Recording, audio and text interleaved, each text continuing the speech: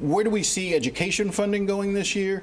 The governor seems to want to expand school vouchers, what you would refer to as school choice programs. I think you're a proponent of that as well. Talk to me about where you see that going over the next 60 days. I think that our goal is to continue to move in a direction that has shown statistically, undeniably, to be a better system, and that is a system of choice. There are many traditional public schools that are doing well, and parents are happy to have their children there, and that should remain as an option. There are also public schools inside this state and some in our community that are failing. And those parents should be able to move those children into a different situation, and the money should follow that child. It seems easy enough in concept. What creates the complication of it, of course, is the politics. The idea that we want to dismantle public schools. I went to public schools myself, 2 of them pretty good schools, 1 of them quite bad.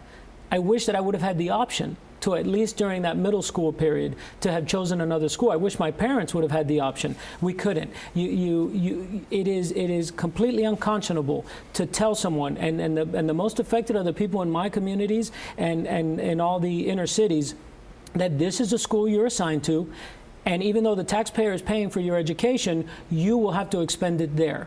I don't see how people can stand in the way, and less people are starting to stand in the way because they've seen the results of allowing a parent to move the money with that child to another facility. Moving that money, though, doesn't move the accountability. What accountability should there be on those private schools that are accepting state dollars? We don't. So you talk about schools that are failing because they go through a testing program. That's right. There's no testing program for those private schools. We don't know if they're failing those kids. We also don't know what level of accountability there is in general. So so it seems like you're creating a system where you're taking dollars from a system where there is at least some accountability and moving it into a system, a private system, where there's little to no accountability. Well, I would say so little to no accountability, again, makes the assumption that the only accountability comes from the government. And that is a paternalistic view of how we should run our societies. The accountability is the parent.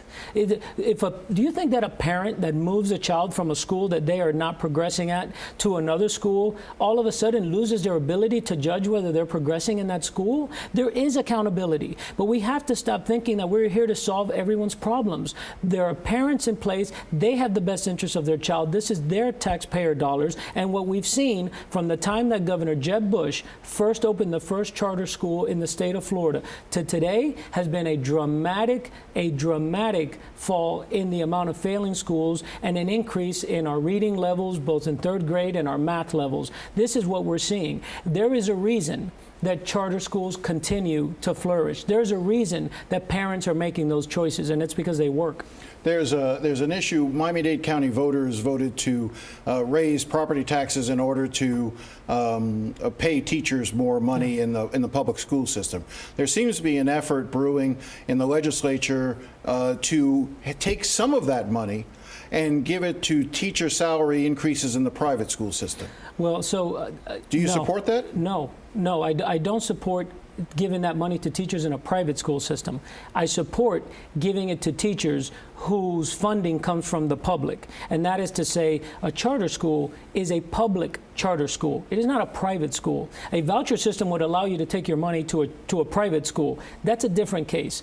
The voters of Dade County that are paying for this additional tax also have children in public charter schools. But the amendment the measure that was voted on by the public did not suggest that the money was going to leave the public school system and go into charter schools. But the charter schools are public schools. Give me your definition of public. If it is the public that is paying for a service, then that is a public function. And if there are teachers within that public service, and the public has said our teachers teaching our children with our tax dollars should be making more money, and we're willing to tax ourselves further to do it, how can one segregate a teacher at a traditional public school from a teacher at a charter public school? It just doesn't make any sense. So you would support that measure? Not only will I support it, but I hope that it is something that we can get done quickly. So you're planning on making it a priority? I am.